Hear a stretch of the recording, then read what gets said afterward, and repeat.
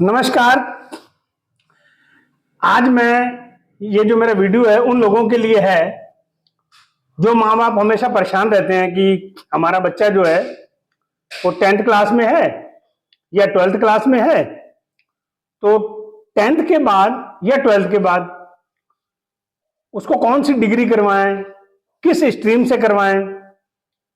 तो ये बहुत ही चिंता का विषय बना रहता है, क्योंकि हम लोग क्या है अपने दोस्तों से या इधर उधर से सुनते हैं, भाई इनको बीटेक करवा लो, बीए करवा लो, बीएससी करवा लो, बीकॉम करवा लो। ठीक है, तो आज ये जो मेरा वीडियो है ना, मैं अगर पूरा ध्यान से देखना आप, तो आपको मैं बहुत सारी ऐसी स्ट्रीम बताऊंगा जो शायद हम बहुत कम सोचते हैं उन स्ट्रीम के बारे में। लेकिन वहां पे क्या होता है, क्या है, हमारे अवसर बहुत अच्छे होते हैं अगर हम उस तरह की डिग्री करते हैं। तो सबसे पहले आप ये स्क्रीन पे देख रहे हैं, जनरल स्ट्रीम होती है जिसमें कि बीए, बीकॉम और बीएससी होता है। जनरल बीए में क्या होता है, आपका humanities, social science, fine art और जर्नलिज्म। इसके अलावा बीकॉम में अकाउंटिंग, फाइनेंस, बिजनेस और इकोनॉमिक्स। साइंस में क्या होता है आपका, साइंस में तो खैर बहुत वाइड रेंज है।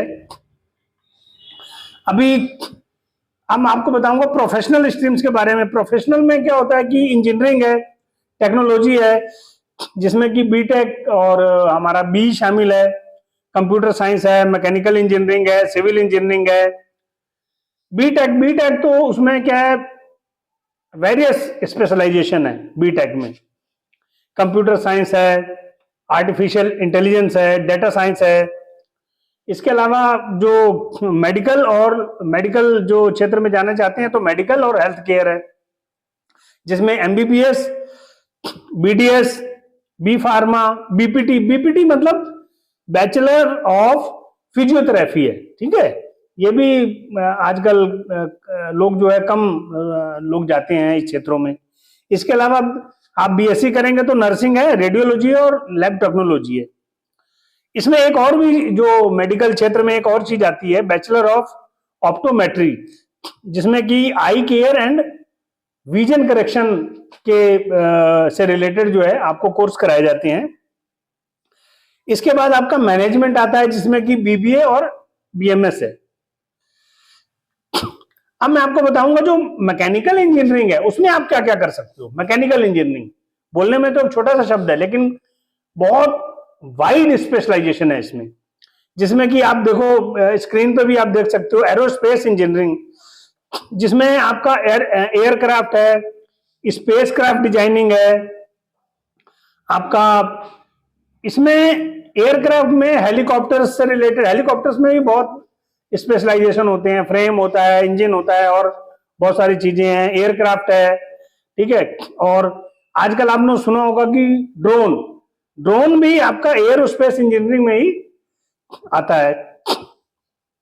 अभी आपने देखा होगा कि आपका अभी इंडिया और पाकिस्तान का जो वार हुआ था मई 2025 में, उसमें ड्रोन का इस्तेमाल बहुत ज्यादा हुआ था, क्योंकि मॉडर्न वार जो इस तरह का हो गया है। आप देख लो, रोज न्यूज आ रही हैं, जो आपका यूक्रेन और रशिया का जो वार हो रहा है उसमें आप देख रहे होंगे कि 70 से 75% ड्रोन का इस्तेमाल हो रहा है। तो इसमें एरोस्पेस इंजीनियरिंग में, क्योंकि बहुत वाइड क्षेत्र है, तो अगर आप एरोस्पेस इंजीनियरिंग में जाते हो तो आने वाला समय में बच्चों के लिए बहुत फ्यूचर होगा। इसके अलावा ऑटोमोटिव इंजीनियरिंग है। ऑटोमोटिव इंजीनियरिंग का मतलब होता है रोबोटिक्स है इसमें।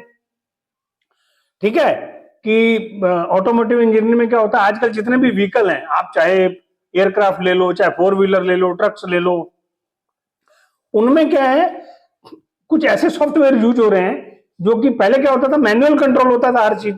आजकल क्या है, इस तरह के कुछ सॉफ्टवेयर यूज हो रहे हैं कि एक तो सेफ्टी और सिक्योरिटी बहुत ज्यादा बढ़ गई है, दूसरा उसमें बहुत सारे चीजें ऐसी होती हैं जो कि हमें मैनुअली नहीं करनी पड़ती, ऑटोमेटिक है। जैसे ड्राइवर को नींद आ गई, गाड़ी 3-4 सेकंड के बाद रुक जाती है, जो महंगी गाड़ियां उनमें होता है।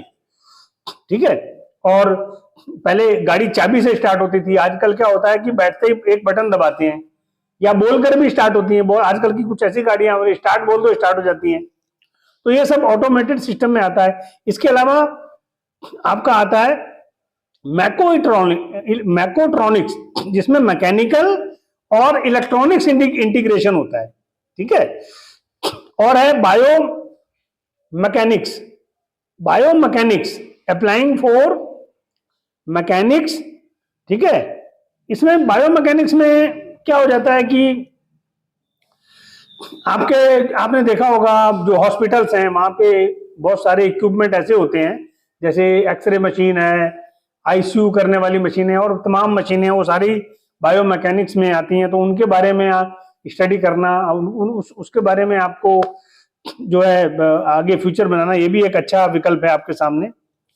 इसके अलावा फ्लूइड मैकेनिक्स का मतलब बहुत सारे फ्लूइड्स हैं, ठीक है, अलग अलग तरह के फ्लूइड्स हैं। उन फ्लूइड्स के बारे में अगर आप स्टडी करते हो, उनकी कैरेक्टरिस्टिक्स के बारे में, जैसे डीजल है, तेल है, कई तरह के हैं, ठीक है, उनकी कैरेक्टरिस्टिक्स के बारे में जानोगे तभी आप किसी को बता पाओगे भाई ये पाइप, इस तरह का पाइप होना चाहिए इस फ्लूइड के लिए, या इस फ्लूइड को रखने के लिए आपको लंबे समय तक इस तरह के रख रखाव का तरीका होना चाहिए। तो बहुत वाइड रेंज है। इसके अलावा है थर्मल इंजीनियरिंग, ठीक है, जिसमें आपका हीट ट्रांसफर है, ठीक है। मटेरियल साइंस है, जिसमें मटेरियल की प्रॉपर्टीज के बारे में हम स्टडी करते हैं। छोटे बहुत वाइड रेंज है इसकी। जैसे मान लो आपने एरोप्लेन का निर्माण करना है, तो एरोप्लेन तो बहुत ऊपर जाता है, तो वहां पे क्या होता है कि फ्रिक्शन के कारण हीट बहुत ज्यादा है, तो किस तरह का उसका फ्रेम होना चाहिए, ठीक है। तो किस तरह का उसका जो अलग अलग पार्ट्स हैं, कौन कौन सा मटेरियल होना चाहिए। कार में हम लोग जो मटेरियल यूज करते हैं, बाइक में जो मटेरियल यूज करते हैं, तो ये मटेरियल की प्रॉपर्टीज के बारे में जब पता होता है तभी हम उसके बारे में ये अनुमान लगा सकते हैं कि कौन सा मटेरियल कहाँ यूज होना है, ठीक है। इसके बाद मैन्युफैक्चरिंग है, जिसमें प्रोडक्शन है, प्रोसेस डिजाइन है।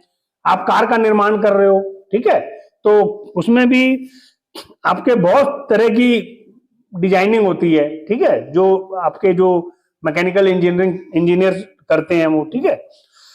इसके बाद आपका है रिन्यूएबल एनर्जी सिस्टम, जिसमें कि सोलर एनर्जी से रिलेटेड बहुत सारे इक्विपमेंट हैं। और आजकल आपको पता है जो आने वाला समय है, बहुत सारा देखो आजकल चल रहा है, सोलर जो एनर्जी है उसका यूज हो रहा है।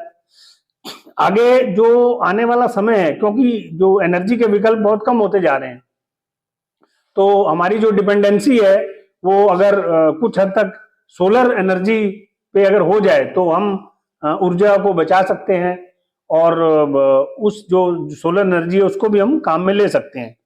आजकल आपने देखा होगा इलेक्ट्रिकल व्हीकल आ रहे हैं, बाइक, कार, ये वो बहुत सारी चीजें आ रही हैं। इसके अलावा है मैकोट्रॉनिक्स, जिसमें कि integration of mechanical, electronics and computer system आता है। तो कोई भी इक्विपमेंट हो उसमें आपका मैकेनिकल, इलेक्ट्रॉनिक्स और कंप्यूटर सिस्टम ये तो होता ही है, ठीक है।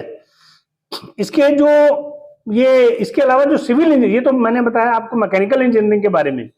अब है सिविल इंजीनियरिंग।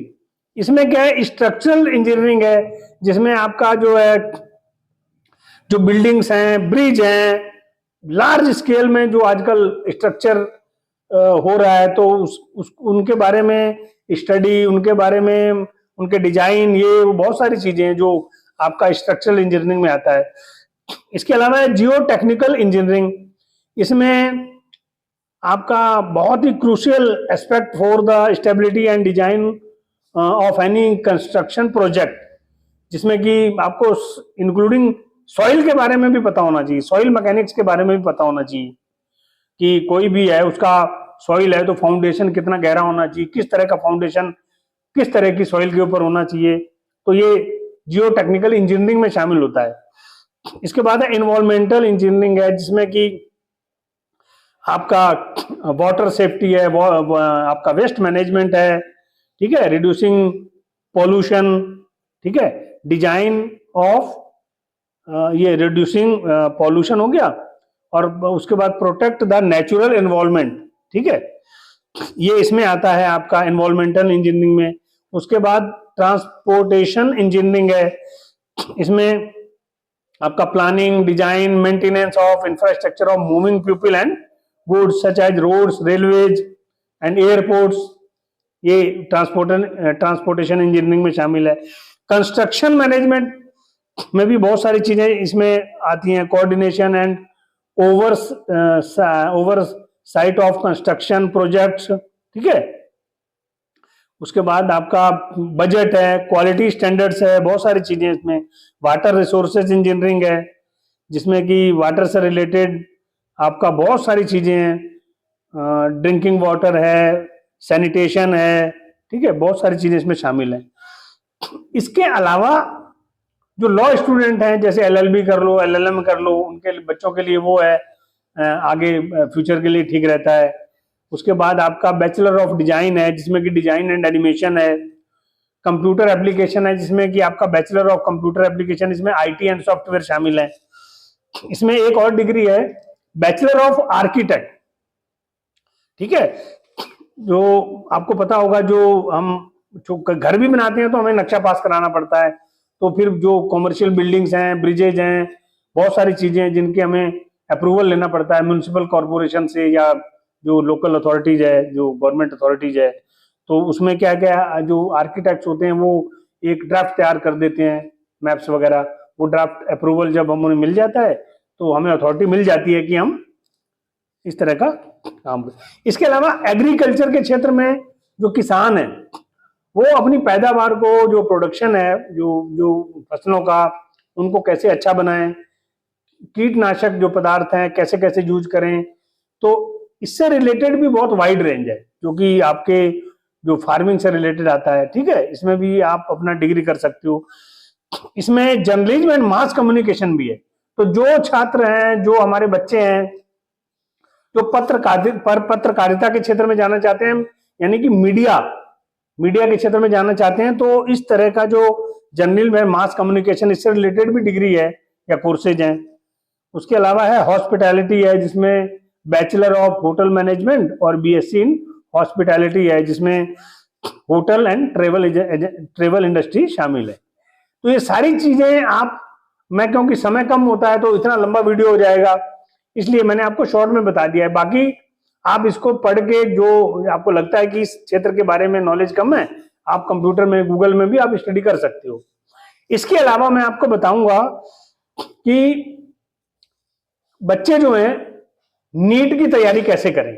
नीट क्या होता है, जो कि मेडिकल से रिलेटेड जो है, आपको पता होगा, नीट एग्जाम क्लियर करना पड़ता है। इसका नेक्स्ट वीडियो में आपको बताऊंगा और बहुत विस्तार से बताऊंगा आपको, ठीक है।